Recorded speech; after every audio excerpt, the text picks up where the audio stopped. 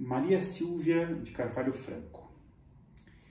A socióloga e também filósofa Maria Silvia de Carvalho Franco, nascida em São Paulo em 1930 e viva até hoje, foi uma das grandes pioneiras mulheres na sociologia brasileira e das ciências sociais, ao lado de figuras também muito importantes como Maria Isaura Pereira de Queiroz, também na sociologia, Gioconda Mussolini na antropologia, Gilda Mello Souza na sociologia, depois também na filosofia, e Paula Beigelman na ciência política, né? Todas elas formadas e depois professoras na Universidade de São Paulo, como também foi o caso de Maria Silvia, que se formou em 1952, sendo depois assistente de cátedra de Florestan Fernandes na cadeira de Sociologia 1, ao lado de figuras como Fernando Henrique Cardoso, que já foi objeto de uma das nossas aulas, Otávio Ianni, entre outros. Em 1964, ela defendeu sua tese de doutorado Homens Livres na Ordem Escravocrata, publicada 5 anos depois na forma de livro, em 1969, a obra que nos ocupará hoje. Em 1970, ela defendeu sua tese de livre docência, O Moderno e Suas Diferenças. Mudou-se para a filosofia, né, do Departamento de Ciências Sociais, então do Departamento de Ciências Sociais da USP para a filosofia, e lecionou na universidade até, na Universidade de São Paulo, até os anos 80, migrando depois, no final desta mesma década, para a Unicamp, para cá, onde se aposentou no Departamento de Filosofia. Ela também, por algum tempo, foi vinculada, no final dos anos 70, início dos 80, ao Centro de Estudos de Cultura Contemporânea, o SEDEC, chegando a publicar com Marina Chauí o caderno SEDEC Ideologia e Mobilização, com um texto sobre o ISEB, né, que eu cheguei acho que até a citar, né, o Tempo das Ilusões, um texto bastante crítico ao ISEB. Também em 1981, também polemizou com Roberto Schwartz na revista Caderno de Debate, em 1976, em torno da sua tese das ideias fora do lugar, tema de outra aula nossa, né? Voltaremos a Maria Silvia quando na aula sobre o debate dela com Roberto Schwartz. Em suma, uma trajetória longa e enfim, bastante sólida, né? Uma das grandes intelectuais brasileiras do século XX. Essa obra, Homens Livres na Ordem Escravocrata, né, que o seu trabalho maior e a sua obra clássica, a Sociologia Política Brasileira, ela tem por objeto, né, tinha por fontes, os registros, né, do Fórum Criminal de Guaratinguetá, no século XIX, né, na cidade de Guaratinguetá, no Vale do Paraíba. Mas por meio desta fonte, o seu objeto de pesquisa era justamente as relações sociais entre os homens livres, né, na sociedade do café, no Brasil imperial, ao longo do século XIX. Mais especificamente, as relações entre os homens livres despossuídos, sem propriedade, e os fazendeiros, né?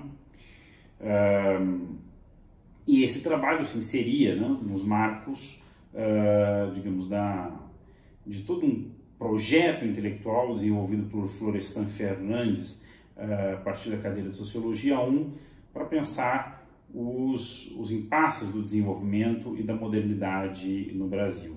Mas, como veremos ao longo desta aula, a perspectiva adotada por Maria Silvia diverge significativamente da do seu mestre e de outros colegas da cadeira de Sociologia 1. Eu poderia deixar isso mais claro na aula que vem, inclusive quando me referir à obra do Florestan Fernandes, A Revolução Burguesa no Brasil. Mas já darei aqui algumas indicações importantes que também ajudam a entender o debate dela com Roberto Schwartz, né? Então, digamos, agora você já consegue entender, inclusive, por que ela está nessa unidade do curso, né? Quer dizer, o seu tema de pesquisa eram a vida e as relações, a vida social e as relações sociais entre os homens livres, com destaque para os homens livres não proprietários, né? Os homens livres pobres. Esta camada intermediária e relativamente marginalizada da sociedade escravocrata, daí o título, né? Homens livres na ordem escravocrata. Ela começa, inclusive, o livro, né? Com uma frase um tanto quanto interessante, né? Que é de que o escravo naquela obra seria uma presença ausente. Por que presença ausente? Justamente porque, por um lado, ela não ia tratar dos escravos, enquanto grupo social, não era o seu objeto de pesquisa, mas, por outro lado, a presença do escravo, ainda que ausente do trabalho, era fundamental para entender a condição dos homens livres naquela ordem social. Né? E por quê? Porque justamente o fato de que o trabalho produtivo, o trabalho produtor de mercadorias e riquezas naquela sociedade fosse feito, em sua ampla maioria, por escravos, determinava a condição marginal dos homens livres sem propriedade, aqueles que não eram grandes proprietários de terras ou grandes comerciantes. Né? Havia muito poucas ocupações, né? Isso já vimos de alguma maneira com o Caio Prado na última videoaula. Havia muito pouco espaço na sociedade, poucas ocupações para que os homens livres que não fossem herdeiros, né, de propriedade pudessem ascender socialmente. Né? Então, tratava-se de uma camada social de despossuídos que formava grande parte da população rural do Brasil, e especificamente da sociedade do café, né? Da sociedade cafeeira, e que, não obstante, ocupava um lugar deslocado, não podiam se proletarizar, né? A opção da proletarização não estava dada para esta camada social, mas tampouco podiam, digamos, ascender, em sua grande maioria, a condição de proprietários, pelo fato de que a propriedade era concentrada, né, nas mãos dos grandes proprietários das fazendas de café. Agora, antes de prosseguir na caracterização desse grupo social, aqui é interessante discutirmos como Maria Silva, por que conceitos Maria Silva entendia esta ordem social peculiar do Brasil imperial, do Brasil escravocrata. E aqui eu já marco, então, algumas diferenças importantes em relação a Florestan Fernandes. Para ela, esta não era uma sociedade compreensível por meio da categoria de sociedade tradicional ou pré-moderna. Se, por um lado, isso a distanciava, por exemplo, das caracterizações de intelectuais marxistas mais afeitos à linha do Partido Comunista, ou próximos a ela, que caracterizavam aquela sociedade como feudal ou pré-capitalista, em alguma medida, né? Aqui ela cita criticamente, por exemplo, o caso de Inácio Rangel, um importante economista, que foi inclusive vinculado ao Exerme, que tinha uma tese digamos, seria a dualidade básica da economia brasileira, né? Feudal para dentro, capitalista para fora. Ela rejeita, por exemplo, estes esquemas dualistas, né? Mas, por outro lado, isso também a colocava numa posição divergente em relação a Florestan Fernandes. Por quê? Como nós veremos na aula que vem, Florestan Fernandes foi um sociólogo muito influenciado pelo estrutural funcionalismo de Talcott Parsons, pensava, digamos, o processo de desenvolvimento no Brasil como a transição entre dois tipos radicalmente diferentes de sociedade. Discuti isso um pouco também com vocês quando eu falei da teoria da dependência na obra de Fernando Henrique Cardoso e Enzo Faleto. Né? A sociedade tradicional, agrária, estática, hierárquica, etc., e a moderna, industrial, urbana, caracterizada pela mobilização social, ou por aquilo que Florestan Fernandes chamaria de ordem social competitiva. Claro que Florestan fazia uma apropriação criativa desse esquema funcionalista parsoniano, né? E o combinava em graus variados com a leitura dos clássicos, não só Durkheim, afeito ao funcionalismo, mas também Weber e Marx, né? Que tiveram pesos diferentes na sua empreitada ao longo do tempo. Como nós veremos na aula que vem, Revolução Burguesa do Brasil, Marx tem um peso muito importante, mas Weber e o funcionalismo não desaparecem de modo algum, né? A questão é que, para Maria Sílvia, havia um equívoco fundamental nesse esquema que ela considerava como ahistórico, né, e abstrato, e que não fazia jus à peculiaridade histórica da formação social brasileira, que para ela era uma formação social que já nascia moderna e parte da expansão capitalista. E aqui é claro que é um diálogo com Caio Prado Júnior, como vocês podem imaginar pela apresentação que eu fiz na aula passada, né? Embora ela pouco cite o Caio Prado, acho que ela cita, salvo engano, História Econômica do Brasil uma vez no livro, né? Mas aí é uma influência na medida em que ela caracteriza a sociedade brasileira como justamente fruto da expansão do capitalismo mercantil e pelo fato de produzir para o mercado externo, né? Essa sociedade não poderia ser caracterizada nem como feudal, nem como pré-capitalista, nem como tradicional, já nascendo plenamente moderna, ainda que uma modernidade particular, caracterizada, por exemplo, pela presença do trabalho escravo, né?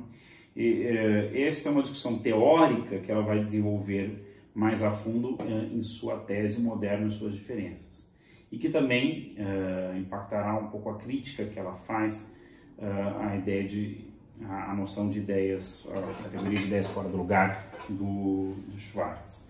Em certo sentido, Maria Sílvia, na verdade, radicaliza a tese do Caio Prado, né, porque, como eu expliquei para vocês, o historiador paulista não considerava que o Brasil fosse uma sociedade propriamente capitalista no seu período colonial e mesmo até a abolição da escravidão, né, sendo uma sociedade escravista e mercantil, inserida no capitalismo mundial, no mercado mundial, né, eventualmente caracterizada por um capitalismo mercantil, mas não plenamente capitalista, né, do ponto de vista das suas relações de produção.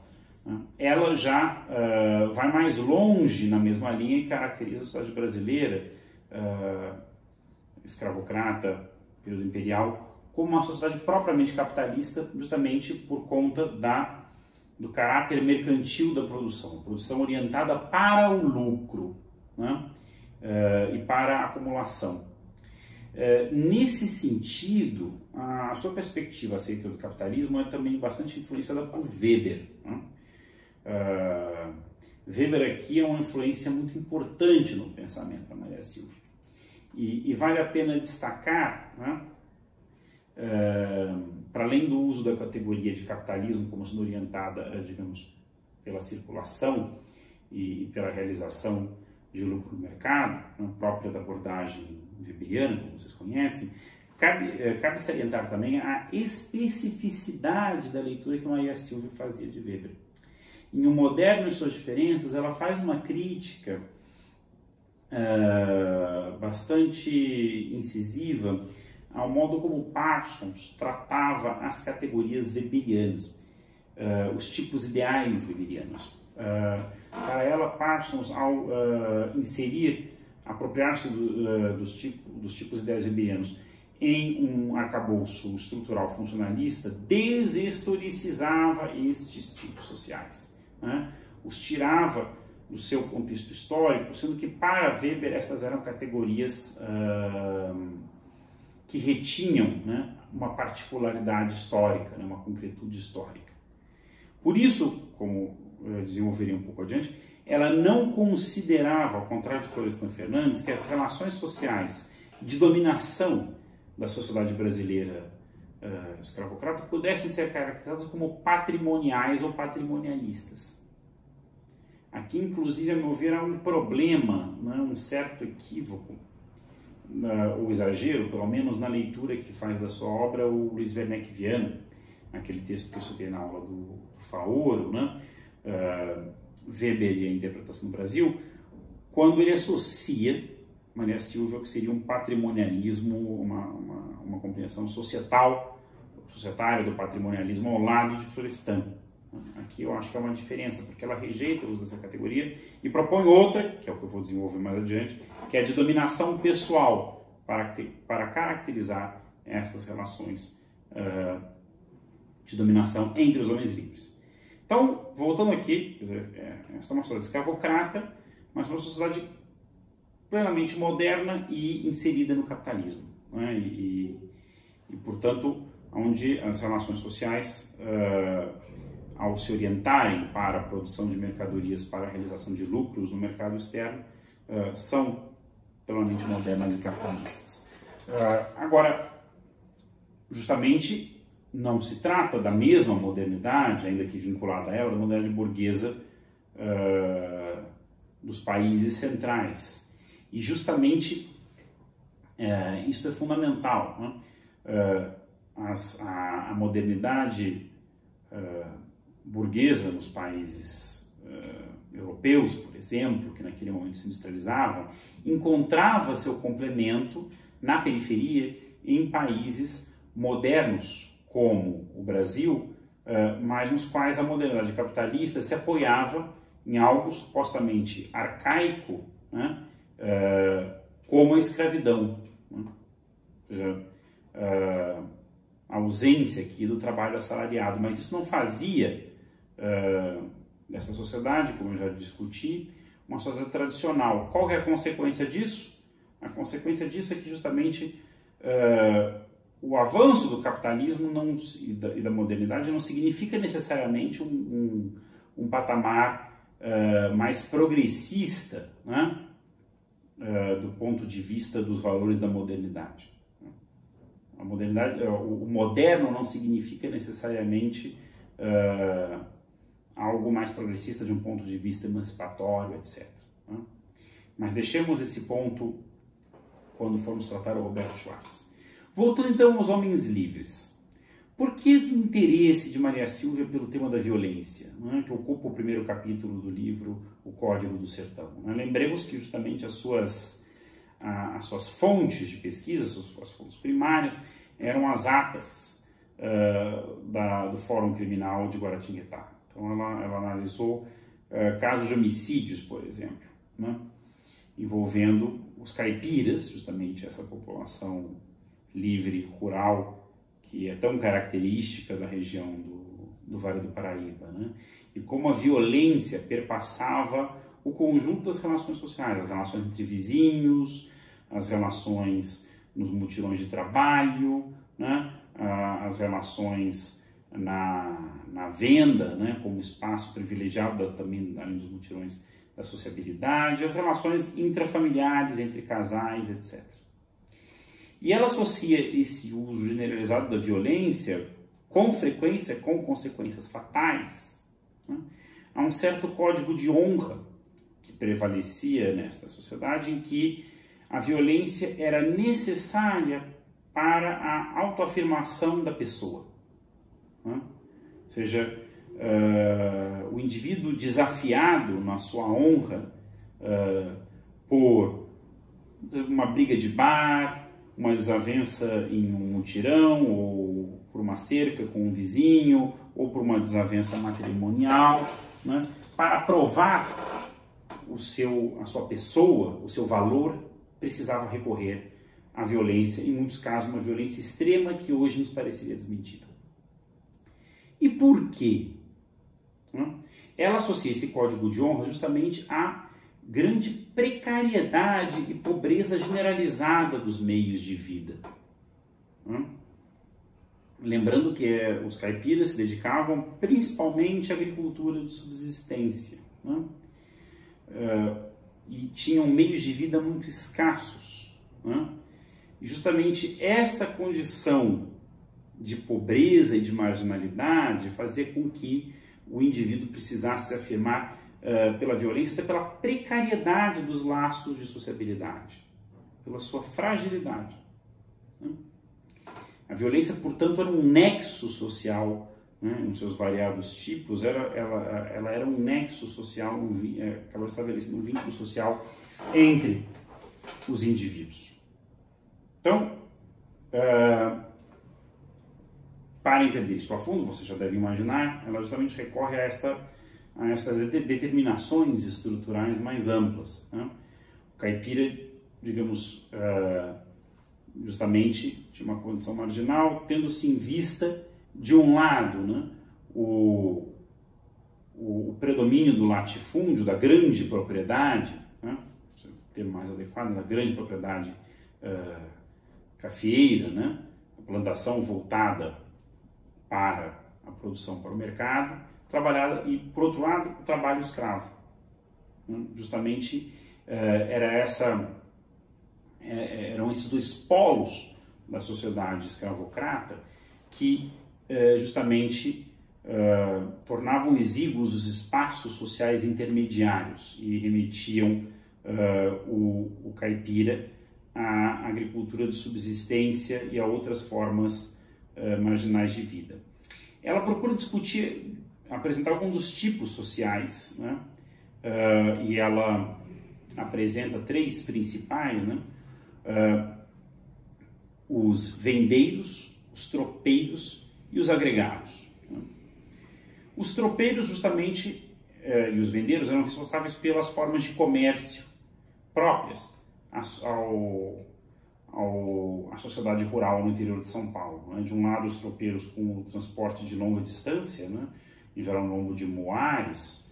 Vocês devem se lembrar do ensino de história que tiveram no colégio, bom, aqueles que fazem curso de história também aqui na universidade, sabem a importância fundamental que os tropeiros tiveram, inclusive na formação dos caminhos e dos vínculos territoriais e das correntes de povoamento no Brasil. Né? No caso do livro Formação no Brasil Contemporâneo, Colônia de Caio Prada, toda uma discussão sobre povoamento e o papel, por exemplo, que os tropeiros tiveram, inclusive no estabelecimento de cidades. Sorocaba é um exemplo, há várias outras aqui pelo interior de São Paulo, centro-sul do país.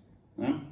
E de outro lado, os vendeiros, justamente aqueles que estabeleciam vendas, armazéns, né? Os famosos armazéns de secos e molhados, que até meados do século XX ainda constituíam o centro da vida rural do interior de São Paulo, dos caipiras, né, que iam justamente nos armazéns das fazendas ou das pequenas cidades mais próximas comprar mantimentos, né, pinga, etc, e também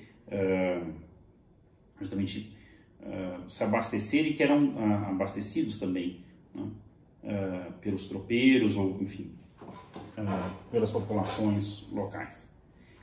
Esses dois grupos, vendeiros e tropeiros, constituíam, que seria, forçando um pouco a barra, uma espécie de classe média, né? Um grupo intermediário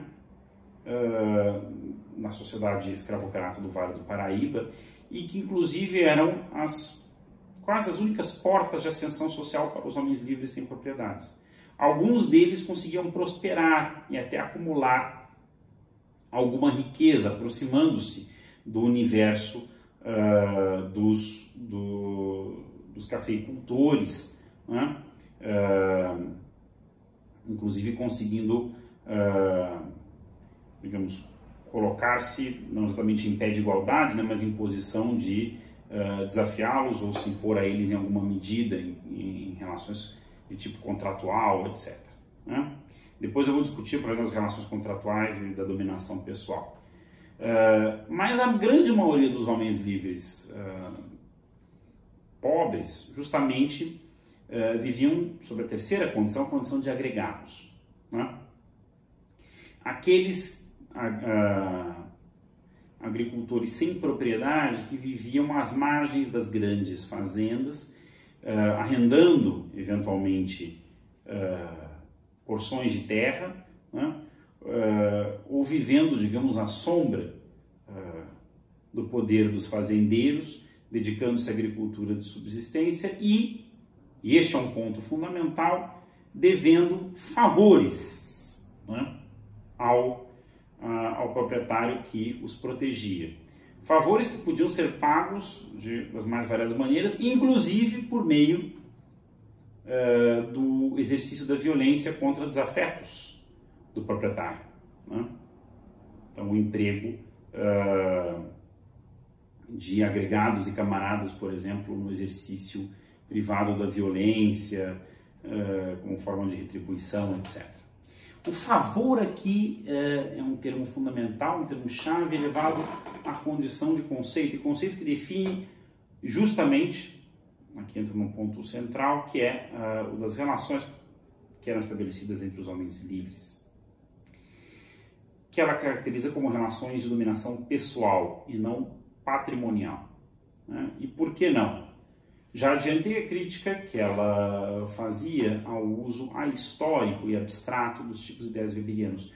Justamente para Maria Silvia de Carvalho Franco, o patrimonialismo, tendo sido pensado por Weber como categoria que definia as relações de dominação na transição das sociedades tradicionais do feudalismo europeu para as sociedades capitalistas modernas, racionalizadas, etc., não encontrava no Brasil condições históricas que a tornassem uma categoria adequada para compreender estas relações sociais.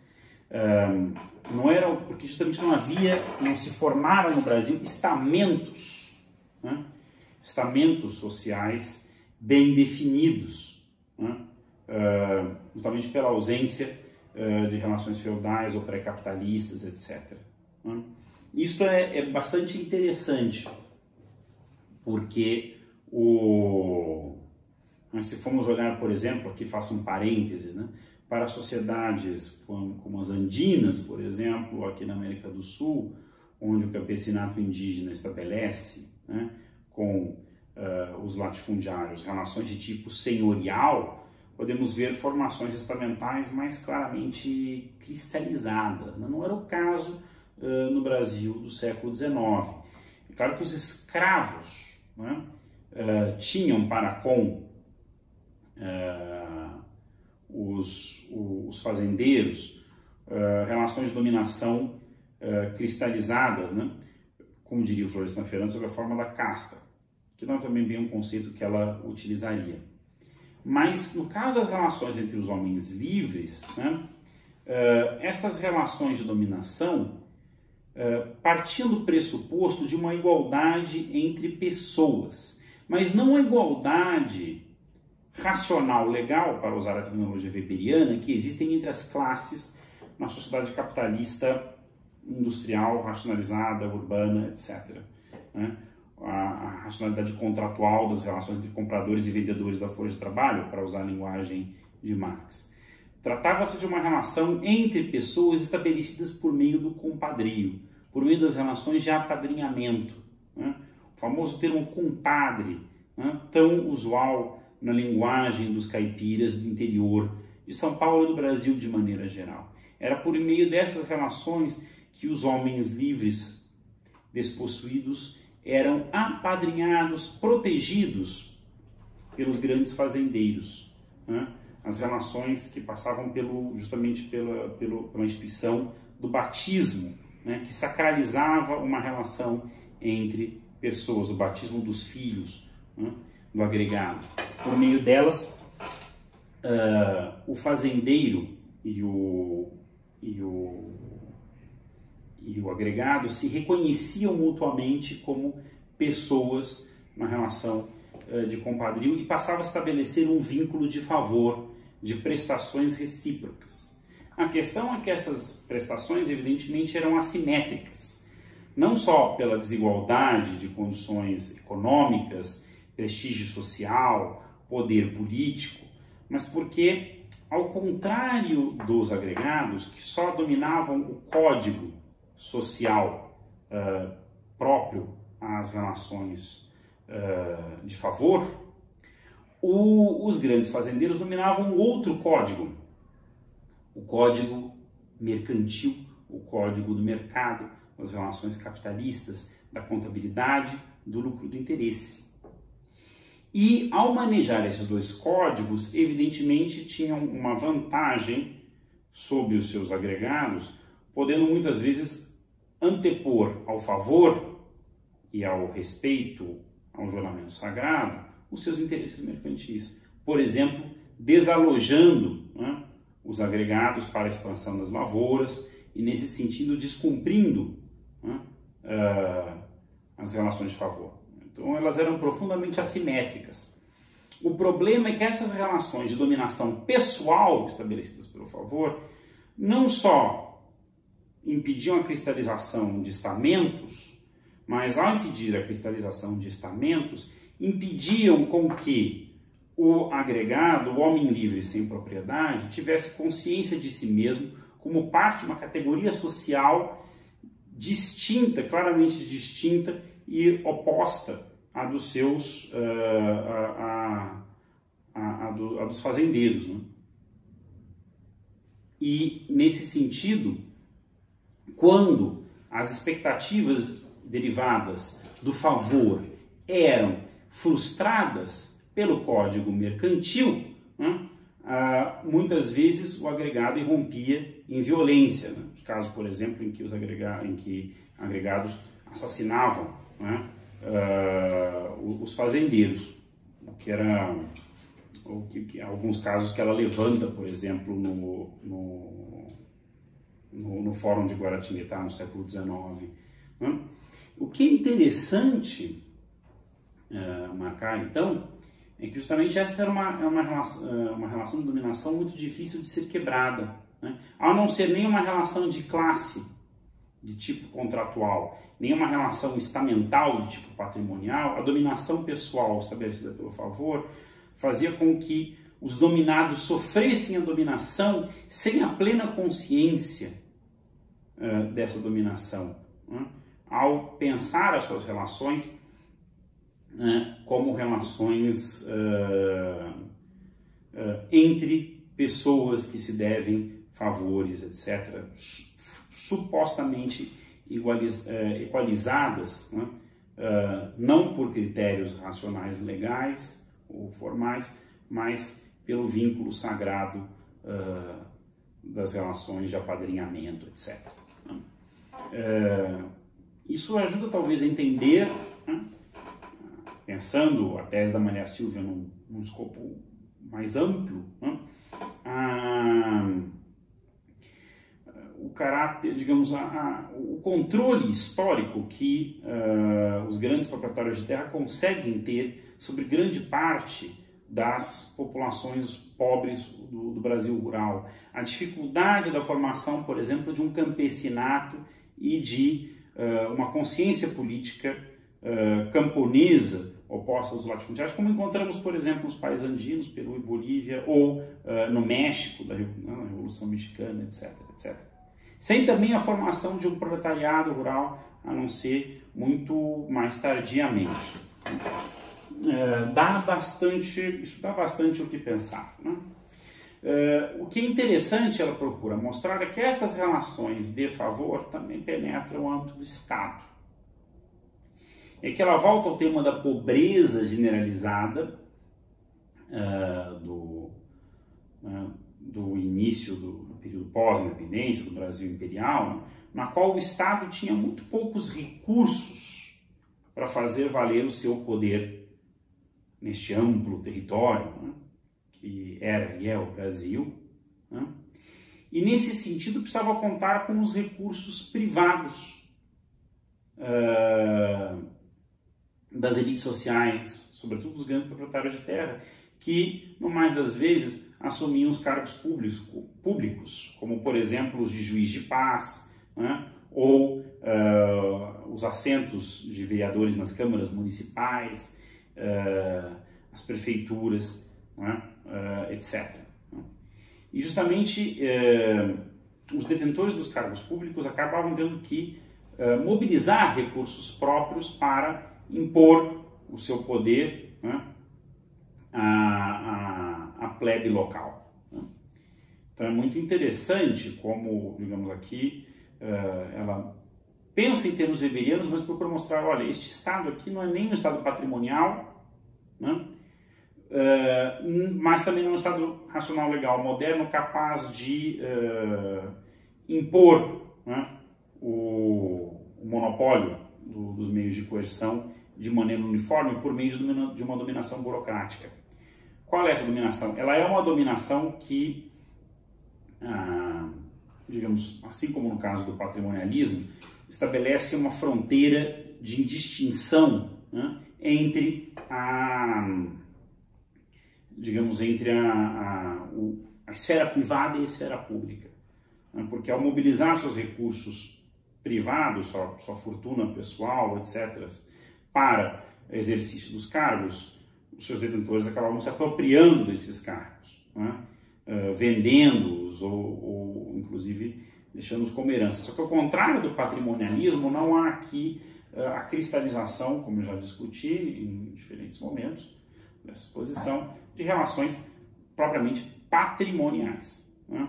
De novo, as relações pessoais, de dominação pessoal, caracterizadas pelo favor. Né? Então, não só o favor entre agregados e fazendeiros, né? Mobilizado, por exemplo, no momento do voto, né? Do voto de cabresto, mas o favor também entre detentores dos cargos públicos e como se usava as posições dentro do Estado para retribuir e estabelecer relações de favor.